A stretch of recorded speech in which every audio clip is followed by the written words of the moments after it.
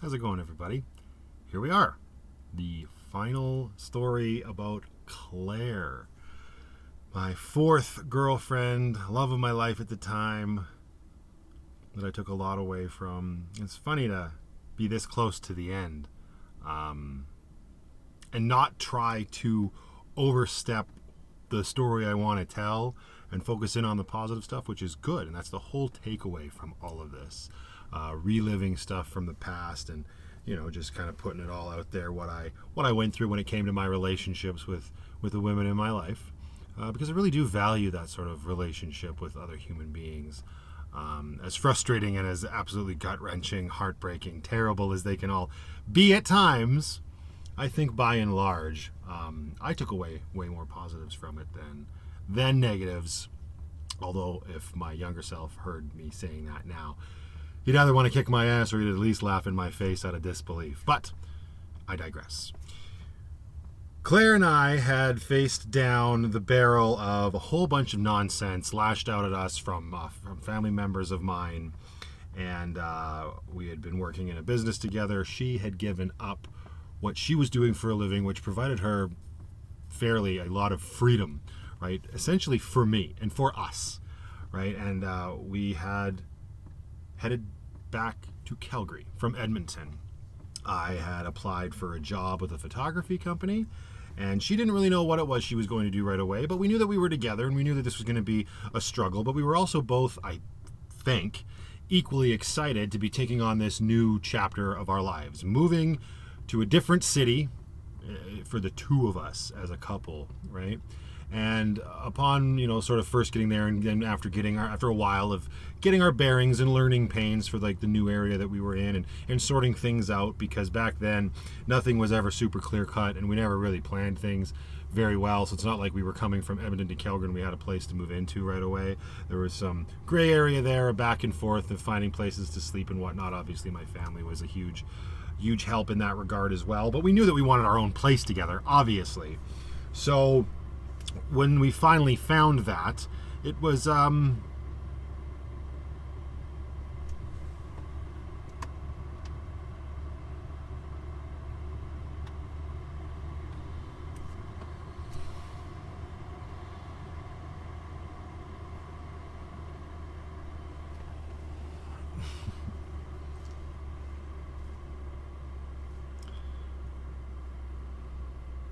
it was a huge sigh of relief that we could actually take that next step. And it was this really cute little, was it a fourplex or just a twoplex? No, it was a fourplex.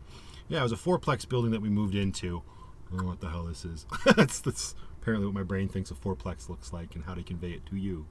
Not at all. But anyways, we moved in there and it was just the two of us for a while. And it was a nice little place.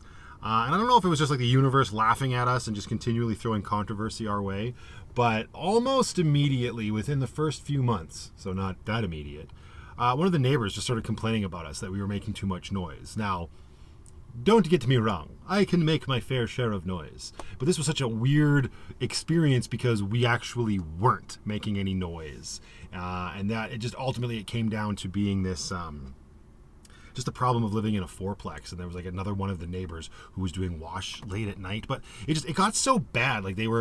The people were writing the landlords were reaching out to us. It got so bad that the landlords didn't even want to have a conflict. They just wrote us a letter and asked us to move out, which of course got our backs up against the wall, and we fought that tooth and nail. And it was just another one of those moments where we just sort of banded together and we were like, this is utter nonsense. We're not going to let people push us around like this. And it was nice to have Claire through that experience as well. And even though we were able to talk the landlord down, I should say, it was still a stressful time. And of course, now you gotta see these neighbors almost every day. And it's one of the reasons I've never really liked shared wall living. And this was exterior entrances, not even stuff like apartments and whatnot. But it was a very frustrating time. Coupled with the fact that Claire was busy trying to figure out exactly what it was she was going to do, right? She, to her credit, she tried a lot of different things. She ended up working for a cleaning company as well as starting her own cleaning company. And ultimately she ended up working at a furniture store as a sales rep. Sales rep? That's what I did ultimately. I'm mixing my titles, but she was a salesperson on the floor at a furniture store, and she seemed to latch onto that pretty well. She always had the gift for gab, probably why we got along so well.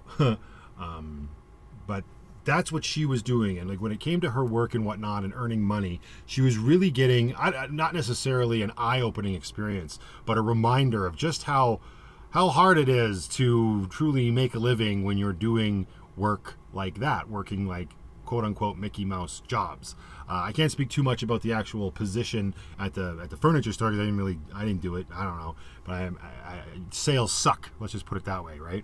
And I was busy doing my thing. I was building this career at this photography company, something I had never thought I would do. I had always enjoyed photographing stuff, right? I never really thought of myself as a school photographer, but that's where I was. And so I was at this point in my life is interesting because everything that predated the bar when I worked there, when I met Claire, it was all, I would classify those as Mickey Mouse jobs, right? Like I probably had 24 different jobs, from fast food to retail to petroleum distribution engineer. And it wasn't until the bar, managing the bar, and then the school photographer job that I actually had these like jobs with staying power, let's say. Now, obviously, the bar position, that went the way of the dodo because of all the nonsense that shook down up there. But then the photography job, I ended up doing that for 7 years. And at that time, I was really putting in the effort, whether I knew it or not, that this was the job that I was going to do for a while, for an extended period of time, right? Anyways, after we wrapped up sort of like that first place we lived, we were left with a bad taste in our mouth about the landlords, the way they approached a conflict situation, not to mention the neighbors. We knew we wanted out. And it just so happened that at the same time, my little brother Byron and his girlfriend at the time, they were looking to move out together as well. So the four of us sort of came together as this really cool unit, and we ended up finding a house together. It was a rental situation. It was no own. We were just renting from landlords again. And we sort of, separated the house ourselves. Like they had the downstairs, the entirety of it. We had the upstairs, the entirety of it, and we all shared the kitchen and the dining space. And by and large, I got a lot of good memories from that experience. It was like the only time I lived with my little brother, and we were living with our girlfriend. So in a way, that's kind of like an ideal setting, and I really did enjoy it for the most part, right? And Claire and I, we were doing really well. We were having a really good time together. Life was different than it was when we were working at the bar. I think when I look back on it now, a lot of our identity and our fun that we were having was because we had a lot of freedom based off of the job that we had at that time, right? It's a lot more lucrative in that sense, and we were sort of letting that steer us in a certain way. And then all of a sudden we were in this situation where we were having to work these other jobs that were not easy like we knew they were, and struggling sort of to get by. And not necessarily struggling, like we always made rent, we always had food in the house, we always had vehicles that were paid, the insurance was paid and all of that stuff. So we were doing the regular grind, let's say. Unfortunately, that's sort of what ended up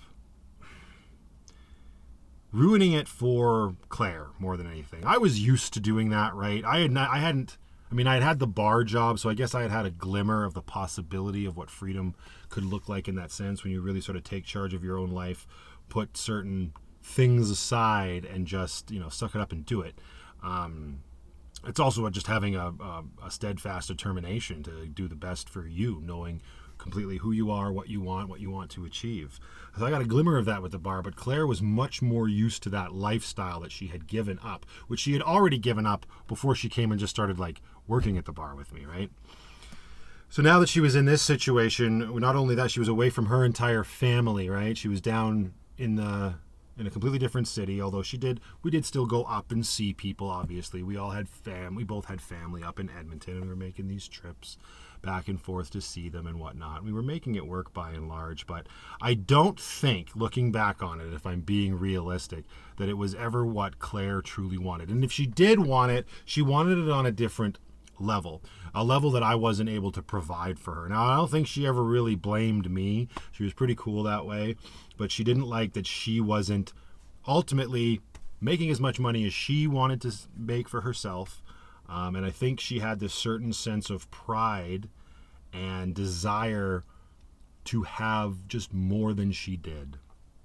And that became a problem, right? This was like, oh God, I better pull up my pants. I'm in a big boy relationship now, and these are some serious complaints.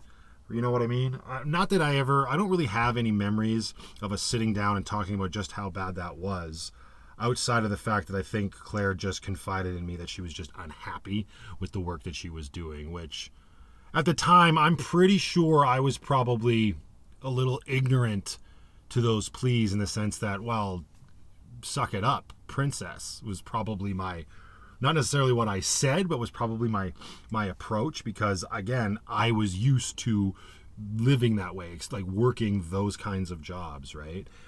Just because I had a glimmer of it with the bar didn't mean I was like married to that or allowed that to sort of like overtake my thoughts, right?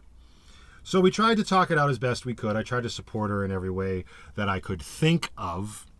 Unfortunately, that just wasn't enough for her, and the conversation ultimately steered to a place I really didn't want it to go to, which was that she wanted to go back to doing what she was doing when we had first met. And of course, I'm a very traditional guy.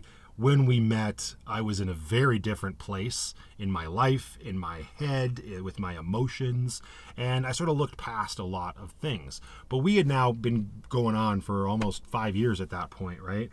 And I had this idea of what we were as a couple, as you know, as a cohesive unit, and I wasn't okay with that. But I wasn't okay with it, but I was also trying to be supportive. You know, when somebody tells you just how unhappy they are with a certain thing, you try to find ways to work it out. Especially for me, when it ultimately comes down to, I don't think I'll be able to do this like relationship unless I'm able to do this, I got scared back then, right? Not that that kind of makes it sound like it was used as a threat or an ultimatum, and that wasn't it at all. I was just, as I've said before, I'm my own worst enemy. I always have been. I probably always will be, but I am getting much better. But when I see somebody that upset or that unhappy, I want to try to make them happy. I want to try to rectify that in any way I can. And unfortunately, a lot of the time, at least in the past, that came at the detriment of my own happiness. And I still kick myself today for not remembering the lesson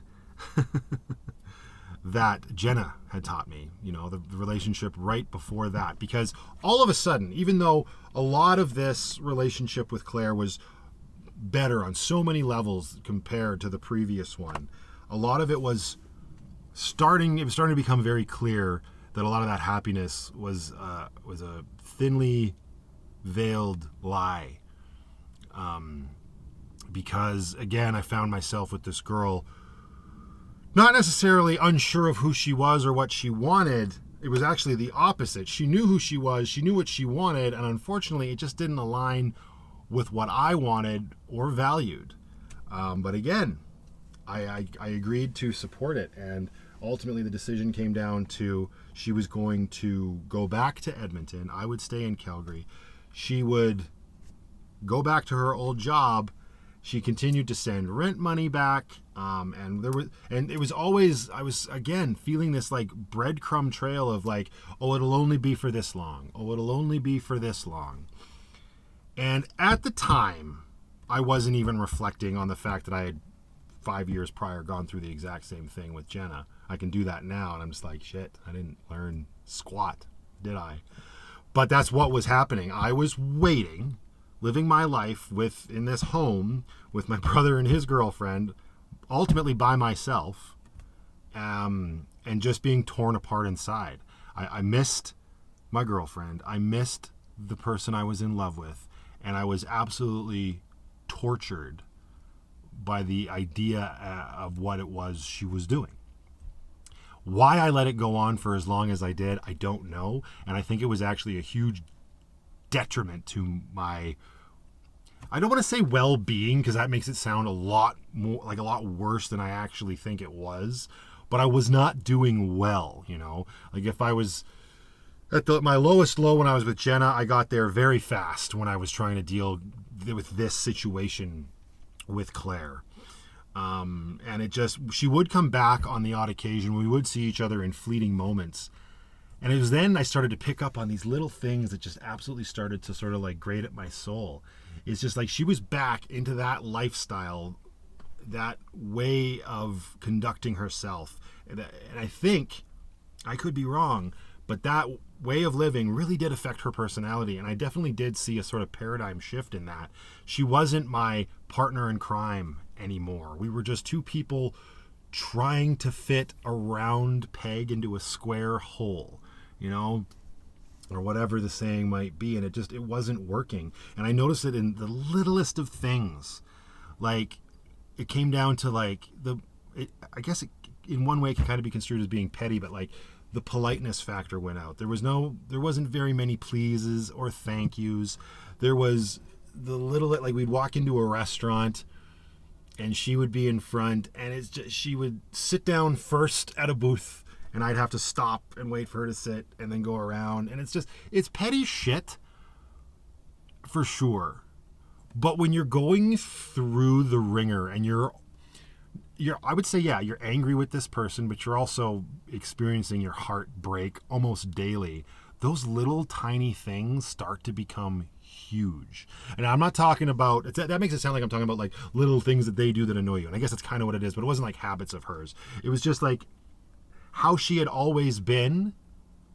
I was now seeing it. We actually had a full-on clash. Finally, I had spent 4.5 years with Claire, having so much fun and being elated, feeling super happy, feeling super, I don't actually, you know what? I don't know. I was going to say super thankful. I don't know if I ever was thankful that I was with her. I think I was just kind of like along for this ride, and I was filled with happiness while it was happening. But like I said, I think it was all sort of under this veil of a life removed from what I actually wanted. And it took a lot. There was a lot of agony. I remember this one time, I can't even remember it verbatim, but I remember Byron and I sort of having a little argument about things, and he didn't really understand why I was behaving the way I was behaving. And I remember just him looking at me and me like, what is wrong? Why are you doing this?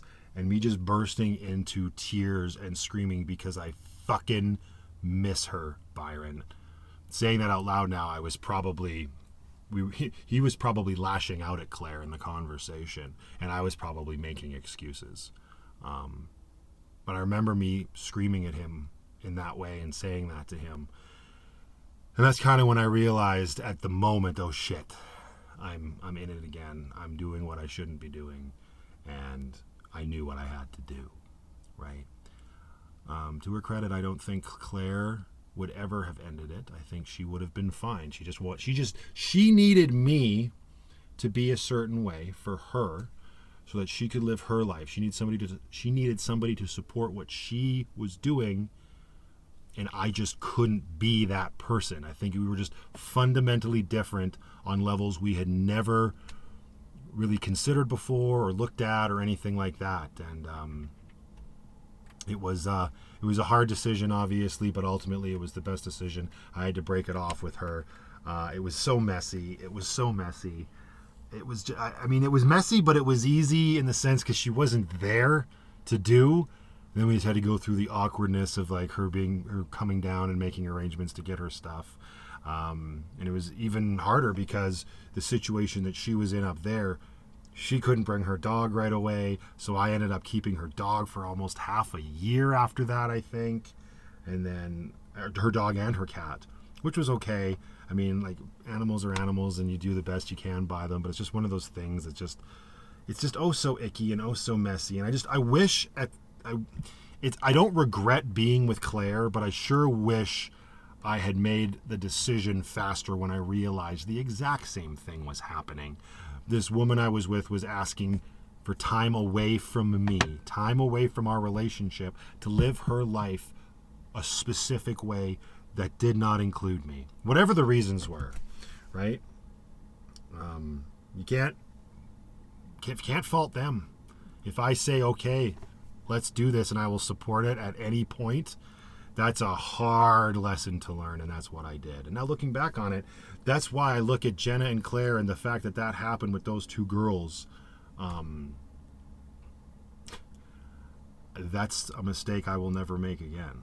There is no waiting around for another human being in that regard. I've done that. I won't do it again. So it was a wild ride being with her. Some of the highest highs, of course, also the lowest lows. And I think that's sort of always the way it is with relationships when you are that passionately involved with another human being. So, of course, that's not where the story ends, obviously. And there was somebody who came through in a way that just sort of floored me in a way I wasn't expecting, and in a lot of ways was the exact opposite. And that will be sort of how we wrap up Chapter 4 here on Van Life Plus. However, that sounds like a story for a future installment. So until then, just go out there, be happy, be creative, be yourselves, and most importantly, just be positive.